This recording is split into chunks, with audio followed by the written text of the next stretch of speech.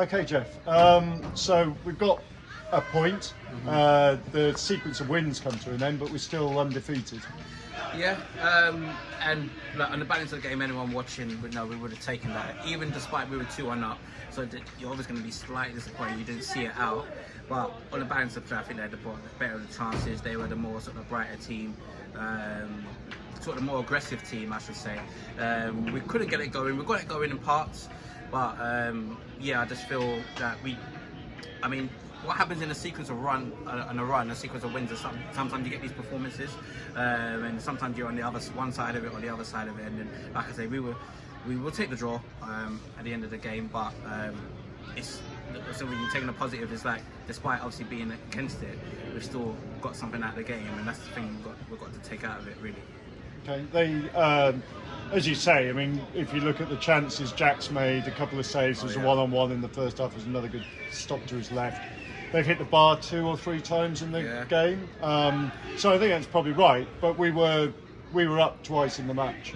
Yeah, I mean, what was happening is that obviously they were quite aggressive in their press, and usually we're a bit better on the ball in terms of the transition, because at best we're a transition team. We like to keep the ball when we can, but we're at our best. When we're getting our wingers flying, our forward dropping in, runners from midfield. That's where we're at our best. But we couldn't maintain the ball at all, so therefore we was really camped in for a lot of large periods. And then in terms of playing at the back as well, we we find it difficult to find the pockets. So that's fair play to them, from a tactical perspective. They sort of stopped us from doing what we wanted to do.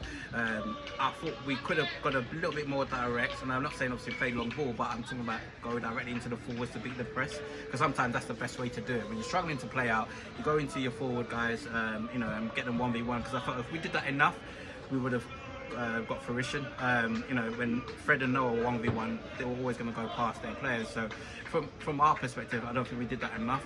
Went in at half time, changed it slightly, went to more compact double pivot in midfield so we can sort of get more bodies in and around it. We went for Terry through the middle, Noah and Fred out wide, so we now got outlets, and I think we started well in the second half, and then they come back into it. So it could have gone either way, but we was lucky enough obviously to get the second, and then it's just unfortunate we couldn't see it out. But like you say, look, it's one of those games where you just take a point, you look back at it across the season and think that's character really.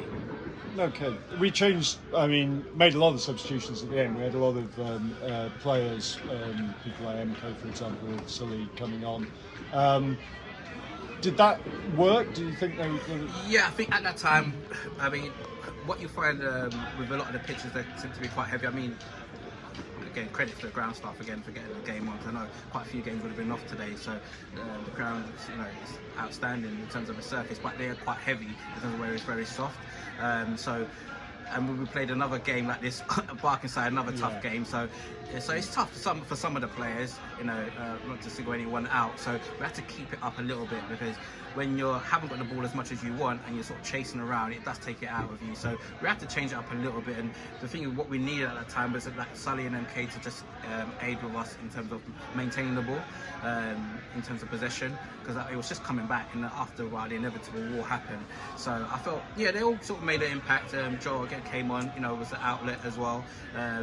So we had to change it around, and ultimately that's what I would say got us in 2-1 position. So we're trying to manage it a little bit. Again, remember, it's new to a lot of the players. We're still at the sequence of playing 1 game a week. A lot of them are just installed for 2 games a week, 2 tough games as well. Remember, Barkingside was a bruising game, and so it is today. So we're trying to manage it as much as possible. We will have to rotate a little bit, because we're just looking at the longer haul, as opposed to sort of immediate trying to keep the sequence going, but at what cost?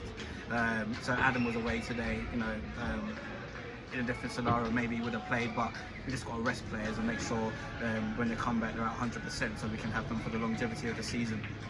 Okay, and it's midweek again. Wednesday? Yeah. Wednesday, yes. Tower Hamlets, yes. Mile End Stadium. Another sort of local derby, because obviously we've got many of those. There's like Clapton and Newbury Forest, so all within the local vicinity, which is good about this league as well. Not far for our fans to travel. So yeah, if we get back to winning ways, again, it keeps us in a position, in the playoff positions, and that's really what we want. When you draw, you want to hit back with another win, you know. So again, it's 4 points out of 2, and then you build another run again. So yeah, we'll go into there with a little bit of confidence, assess how the players are. As again, this was another tough game. If we have to freshen it up, we will. And then yeah, we'll like to go again. Okay, 12 unbeaten. Thanks very much. Yeah, we'll take it. Again, obviously a couple games. We've got the Fulham tomorrow for the women's team, so if you are available, please do come down and support them. Another big cup game. And also we want to sort of congratulate sort of what the ultras, or what now the BUC, on their anniversary as well. You know, if you hear them in the background, they're still singing. Probably go into the night and singing, but again, we always congratulate. We're one family, so for the anniversary, I'd like to congratulate them, thank them for obviously coming today and supporting us. And as you say, the famous words, we'll go again.